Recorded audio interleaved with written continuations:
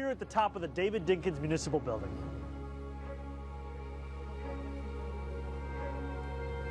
This is one of the most magnificent government buildings in the world. As we begin to celebrate Black History Month, it felt fitting to honor the legacy of our city's first black mayor right here. From up here, you can see everything, from MetLife Stadium all the way to Bushwick. This building belongs to the people of this city, but for too long, most New Yorkers have been shut out of it. That's coming to an end. We're opening the rooftop of the Dinkins Municipal Building to the public. Starting this June, the city will offer guided tours of this extraordinary civic landmark. You'll be able to reserve free tickets online and go up in small groups. We're restoring the building too, repointing the cupola, repairing the rotunda, and bringing the space back to its full civic glory. My administration will keep opening up public spaces like this, because New Yorkers deserve to see their city from a whole new height.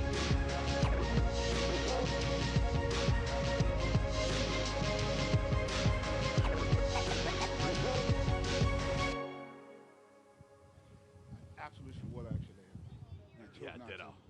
I'm regretting not having the hat, but. Are your guys' offices in this building nicer than every other office I've ever been to inside this building? No. Nice? But come by afterwards, Katie. Wait, there are nice offices in this building? Yo. I'm wearing a hat. The only smart one. I'm a tropical people. Okay. Good morning, everyone. Good morning. I want to begin with just a few words about the winter weather that continues to linger across our city. First, city workers continue their remarkable efforts to lift millions of tons of snow off of city streets. DSNY workers have worked relentlessly to melt over 122 million pounds of snow and to lay more than 209 million pounds of salt across New York. As of 8 a.m. this morning, workers have cleared 44,646 crosswalks, 16,532 bus stops, and 9,764 fire hydrants. A severe cold front continues to bear down on our city. Today is our 11th consecutive day of below freezing weather, and we could very well be in the middle of the longest period of consecutive sub-32 degree weather in our city's entire history. Without temperatures rising above freezing, snow has hardened into blocks of ice. But the greatest danger posed by this sustained cold is to vulnerable New Yorkers who remain exposed to the elements. As of this morning, 16 of our fellow New Yorkers have passed away outside during this brutal stretch of cold. In 13 of these cases, preliminary findings indicate that hypothermia played a role, and 3 of these deaths appear to be overdose deaths. We await final results from the medical examiner's office and will inform New Yorkers as we learn more. Each of these lives lost is a tragedy. My heart was with the family of those mourning their loved ones. We are continuing to do everything in our power to get every New Yorker into a shelter where they will be warm. The cold is showing no signs of stopping, so neither will this city's efforts. From information available now, it appears that none of the individuals who have died outside were living in homeless encampments at the time of their death. New York remains in a code blue. If you see someone in need, please call 311. Outreach workers and first responders from the NYPD and FDNY will respond and get those New Yorkers the help that they need. Our outreach workers have only intensified their work to get homeless New Yorkers into shelter. We continue to operate warming sites and warming vehicles across the 5 boroughs. We have expanded shelter capacity, relaxed intake rules, and are working with our partners across the city to increase outreach. As of this morning, we have made more than 930 placements to shelters and safe havens. We have also involuntarily transported 18 New Yorkers who were determined to be a danger to themselves or to others. We have expanded our mobile warming units to a fleet of 20, which are moving throughout the city, equipped with clinical staff, to treat New Yorkers' needs and get them off the street. If you are hearing me speak right now and you are not sure if you will be looked after, please, let me make myself clear. Every single person will be cared for. No one will be turned away. As part of that commitment, we have added 50 new single-room shelter units for those who are uncomfortable with other forms of shelter, because we want every New Yorker to know that shelter is there if they need it. And as I said this weekend, while city government will not rest in this work, we ask New Yorkers to do their part as well. Please check in on your neighbors, especially more vulnerable New Yorkers like those with disabilities, older adults, and those who lack reliable access to heat. We will get through this cold, and we will get through it together by looking out for one another and by caring for one another. Now, for today's remarks. On January 1st, 1990, 36 years, 1 month, and 1 day ago, David Dinkins was sworn in as the first black mayor of our incredible city. As he delivered his inaugural address that day, he laid out a vision for all of us. We will never be mean-spirited, and we must never lose sight of our dreams. We are together today to not only pay homage to the legacy of a great New Yorker, but to fulfill those words, as we make it just a little bit easier for New Yorkers to keep sight of our dreams and of this city we all love. As we mark Black History Month, we are celebrating a city that has been sculpted in millions of ways by millions of black New Yorkers, those who walk our streets today and those who came before. They are jazz musicians who reinvented what music could be, academics and scientists who push forward the scope and scale of human thought, artists of all kind whose canvases captured the true breadth of this city and all who call it home, and politicians like Mayor Dinkins, who made our city better, fairer, and more aspirational. In many ways, Mayor Dinkins was ahead of his time. He tied racial justice to economic justice, worked tirelessly to uplift poor New Yorkers, and strived to close the gap between the wealthiest of this city and the most impoverished. He uplifted at-risk youth, invested in the physical infrastructure of our city, and worked to unify a city that remained in many ways divided along racial lines. He spoke famously of the gorgeous mosaic that is New York, but he recognized that speaking of it wasn't enough. The tiles still had to be placed, the image carefully aligned, and from City Hall, Mayor Dinkins tended to that very mosaic. From the tower here on the 26th floor of 1 Center Street, also known as the David Dinkins Municipal Building, that mosaic reveals itself in its gorgeous totality. You can see a 360-degree view of our city, from Midtown Towers to the Atlantic Ocean, from the Brooklyn Bridge to New Jersey. And yet for too long, New Yorkers haven't been able to access this view. It's been closed off to the very people that should be seeing it. As we celebrate Mayor Dinkins' legacy, we are changing that. And I am proud to announce today that we are going to open the rooftop of the David Dinkins Municipal Building to the public of this city. All right. Yes. Beginning in June, we will start offering free guided tours led by DCAS staff. Visitors will be able to reserve tickets online. We're also going to invest $6 million to improve this building as we repaint the cupola, repair the rotunda, add glass barriers, and restore this one-of-a-kind civic space to a landmark befitting Mayor Dinkins' name. Mayor Dinkins paved the way for so many who followed. He was not only the first black mayor, he was also the first to have been a member of the Democratic Socialists of America. And his politics of compassion, kindness, and generosity remain a guide for me and so many others as we lead from City Hall. I am thankful for his family for being here today with us. And I am thankful for the opportunity to stand here alongside incredible elected officials and our Commissioner of DCAS to honor this great New Yorker and to encourage the next generation of New Yorkers to enjoy a new perspective of our city from the building named after a man who helped to shape that same city. Thank you very much. And now our Commissioner, Yume Kitase. Good morning. My name is Yume Kitase, and I am the Commissioner for the Department of Citywide Administrative Services. I'm excited to join you all today as we announce this important renovation project here at 1 Center Street. Now, no shade to City Hall, but it's my duty as Commissioner to tell you that 1 Center Street, the David Dinkins Building, is the heart and soul of municipal government. 1 Center Street houses numerous critically important organizations, including my colleagues here, the 3 elected officials, multiple city agencies, and of course, DCAS. Beyond the building's practical and architectural significance to the city, it's also a symbolic landmark. It was constructed over a century ago, and it represents our city's long-standing commitment to public service. And from here, where we stand on the 25th floor, we can see the cupola, one of the most recognizable and iconic features of the historic building rising above us. Over the years, the tower has stood witness to generations of civil servants. It's now our responsibility to make sure it stays resilient and beautiful for decades to come. To preserve its legacy, we are excited to announce this major rehabilitation effort. And through this $6 million project, we will be completing a variety of thorough exterior and interior renovations. This will restore the tower visually and strengthen its functionality through upgrades such as safety glass and ceiling netting, and overall extend the life of the facility. Perhaps most exciting, we are thrilled that we'll be providing public access to this stunning piece of history. And through its increased accessibility, we will open up the previously closed section, as the mayor mentioned, to tours, which we are excited to lead. We're going to make it iconic building a must-see bucket item for all New Yorkers.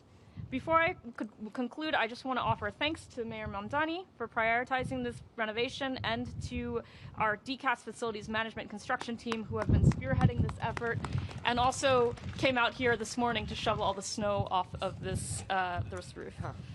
Thanks to all of our partners involved in this project as well.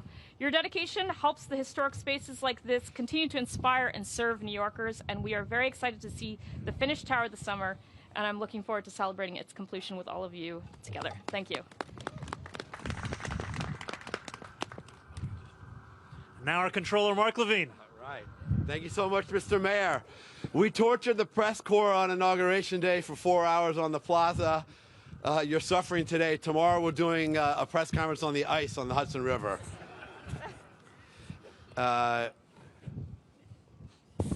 Oops. I agree with you, Yume. This building is one of the great symbols of the city. It was built for that purpose, right after the 5 boroughs were combined, to represent the power of this new government. It was built to have a public observation deck. That's how they did it back then. The Woolworth building had a public observation deck. The Singer building had one. The MetLife building had one. It was this incredible public spirit that New Yorkers should be able to take in these views. It's a view of the city that is inspiring, something that I know David Dinkins himself often remarked about. He loved to take in the views of the Brooklyn Bridge. He was in this building for more than any other part of his career in city government, 14 years total. Some of his greatest accomplishments were in this building. He saved uptown Manhattan as borough president, and it meant a great deal to me to spend 4 years in that office.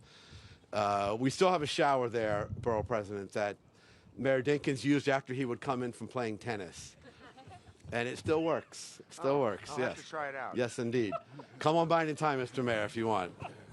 I got a shower too. But for 90 years, the cupola designed to be open to the public has been closed. And I want to shout out Moses Gates from RPA. I don't know if he's here. He's been agitating for this for years so that New York can catch up. Madrid has a free public observation tower. Tokyo has one. London has 2. Guys, you know Albany has one, right? Did you ever go on the top of the Corning Tower? Yeah, did you? Yeah, So many times. Many times, yeah? Okay. Sadly. All right. So we're going to catch up to those great global capitals, Albany accepted, and we're going to make this a public destination for the people of New York City to take in the beauty of this expansive metropolis. And we're not going to come back here till it's at least 80 degrees out. Thank you so much, everybody. Thank you. And now the warmest man on this stage, public advocate Jumaane Williams. This is cursing weather, for sure. Peace and blessing, love and light to everybody. Woo! Welcome to the municipal building as one of its tenants. I've been staying up this space for a pretty long time, even before I was in office, so it's awesome to be here. I think this is probably my second time up here. This is awesome that the city's going to be able to view this. My team has been pushing for public spaces like this one to be open to the public. So I'm very glad that the mayor decided to do that. I would have probably chosen summertime when we could have complained about how hot it is. But I am happy that it'll be open for summertime. New York's history, like its government, should be for the people. The building is named for David Dinkins, and now New Yorkers will have the opportunity to see the city that David Dinkins did. The gorgeous mosaic. We can look around and see our different boroughs. I remember very much when David Dinkins was elected, and as now, again, the highest ranking elected city who was black, it is an honor to be here. I remember when Malik from Trial Court Crest said, "Mr. Dinkins, will you please be my mayor?" That meant a lot to a lot of us who hadn't seen ourselves in government. And so now they'll get to see the patchwork of people who have come together. As you circle this building, as you look out, you'll see neighborhoods built by so many backgrounds, woven together through time and community. it really does make the city feel like a miracle. And I have to add that my comms director who wrote this sentence loves designing historical adventures and code-breaking quests that take people to famous sites around the city. So between this and the scavenger hunt last summer, Mr. Mayor, you're targeting him, and I know the city is better off already for him. Now, as a gift, I'm not going to read the rest of this because it's really, really cold. But I just want to say thank you so much for opening this up, and the city is going to have a great point of view to look at the gorgeous mosaic that David Dinkins spoke about. Thanks again. All right. And now our Borough President, Brad Hoylman-Siegel. Thank you, Mr. Mayor. Brad Hoylman-Siegel, what an honor to be here with one former borough president. You know, both of us during our campaigns had promised to open up the cupola to the public, and you fulfilled our campaign promise. I didn't even have to do anything about it, but thank you, Mr. Mayor, for that. You know, it's an honor to be here at the beginning of Black History Month because there have been such a history of great leaders in the Manhattan Borough President's office. Constance Baker Motley, the first black woman federal judge, Percy Sutton, C. Virginia Fields, and of course, David Dinkins, who we are honoring today in this amazing building. You know, Stanford White, his storied architectural firm, built this building. They had also built the Brooklyn Museum, and of course, the demolished Penn Station. So I'm sure that those architects wanted the public to see these incredible details, including civic fame, that statue that stands atop and represents the consolidation of the 5 boroughs. So thanks to the mayor, you don't have to pay $50 to get up here like you do at the Edge in Hudson Yards or the Empire State Building, or $50 to go to the top of the Rock. New Yorkers can see these views for free. Thank you, Mr. Mayor. All right. We will never light this building up for the Patriots. And now New Yorkers, when I ask themselves, can I view it? Yes, you can. Okay, I wish you guys could see your faces from here.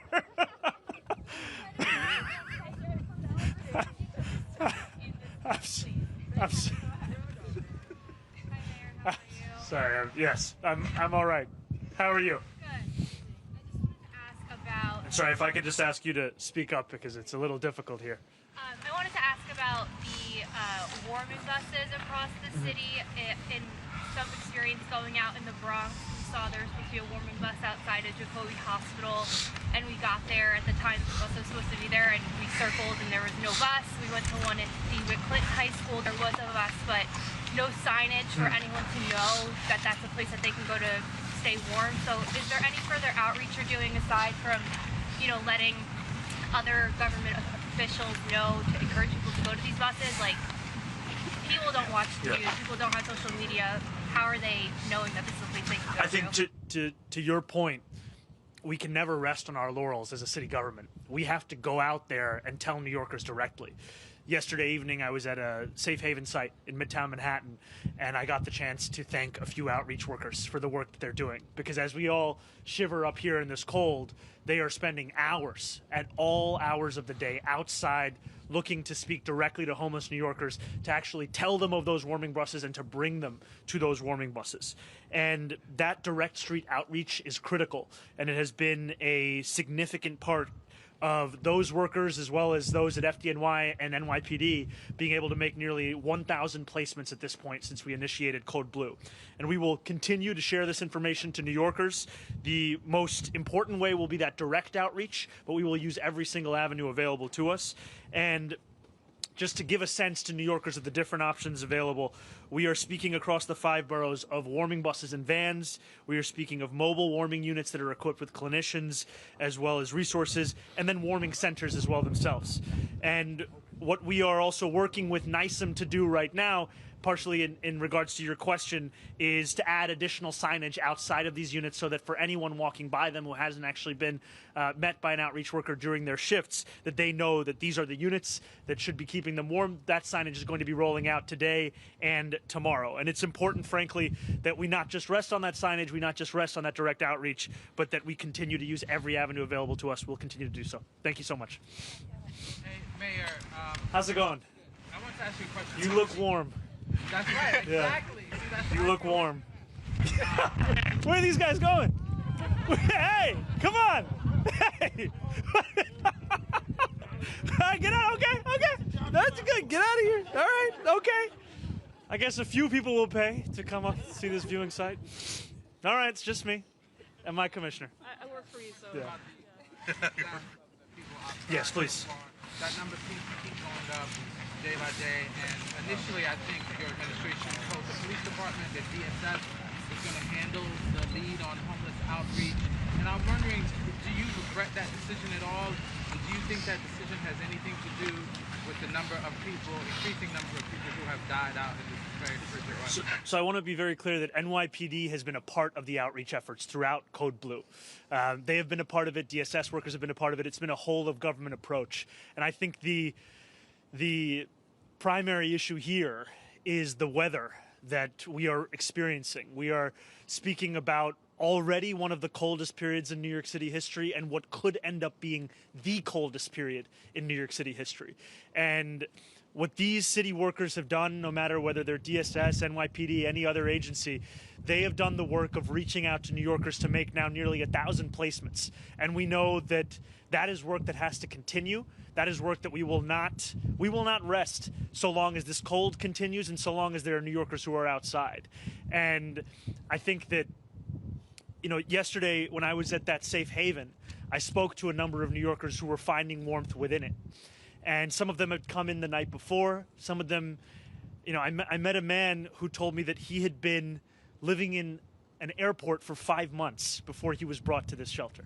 The conditions that people are living through, they are conditions that none of us should be comfortable with. And so we're going to use every single resource at our disposal to continue to build on this work, to open up more shelters, open up more beds, and ensure that New Yorkers are staying warm.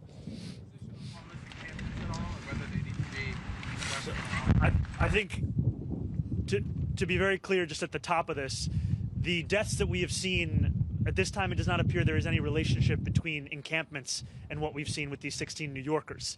The policy on encampments, we have long said that it was a failure to pursue a policy in the manner that the previous administration did, and we've said that it's a failure because of its having only connected 3 New Yorkers with permanent housing over the course of 365 days. So our policies will continue on the same timeline as they were prior. However, instead of looking to just push New Yorkers from one encampment to another part of this city, we're going to look to emphasize the services that we can connect those New Yorkers with. Hi, Mr. Mayor. Over the weekend, a deadline that President Trump set for himself to pull all the money from sanctuary cities lapsed. I was wondering if you or your administration had heard over the weekend anything from the Trump administration about whether or not they intend to make good on that threat, and if not, is this another example of the president doing taco or always chickening out? What is taco? Trump always chickens out. Okay.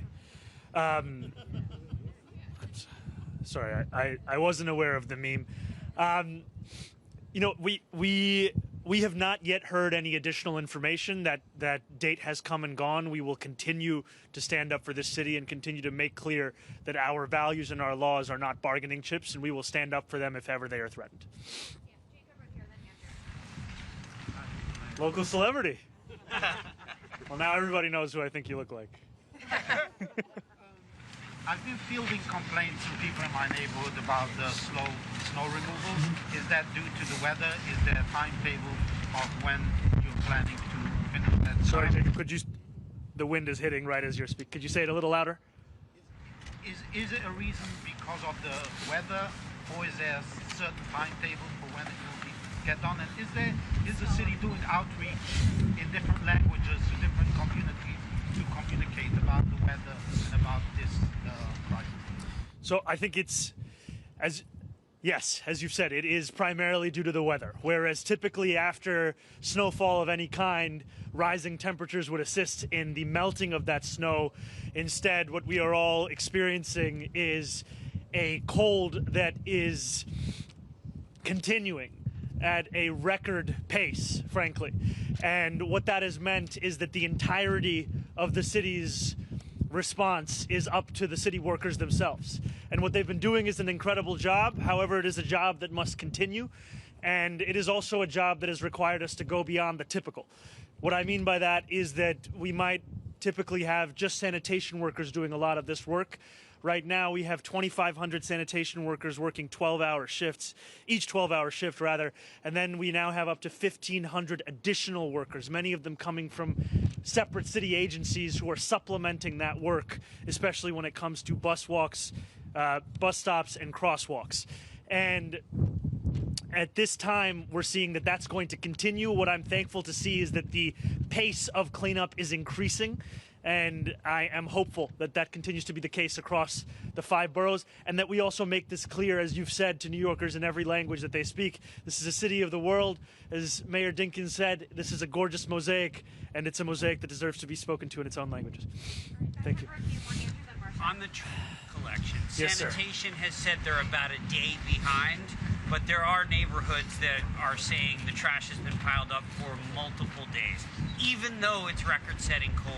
Has it reached a point in your mind that they've got to pick up the pace because of the way that makes New York City look? So, as you've said, sanitation is currently running about 24 hours behind on trash collection. I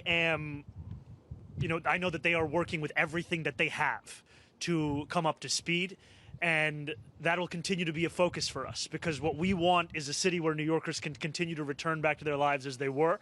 We know that this cold is not going to help us. We know that this is going to continue for the next few days, and I think that what city workers are doing is they're increasing their capacity, they're increasing their capabilities, and I'm thankful for the work that they're doing. Mr. Mayor, I know over the weekend you Marsha, just give me 1 second. I'm just going to come over to you because I can't quite hear you.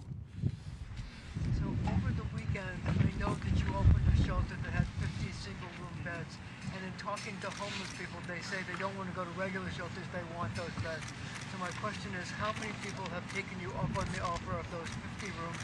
And given the rising death count, do you think you're going to have to open more of those facilities in order to get people to convince them to come in? I think we have to use every single option we have to get New Yorkers inside.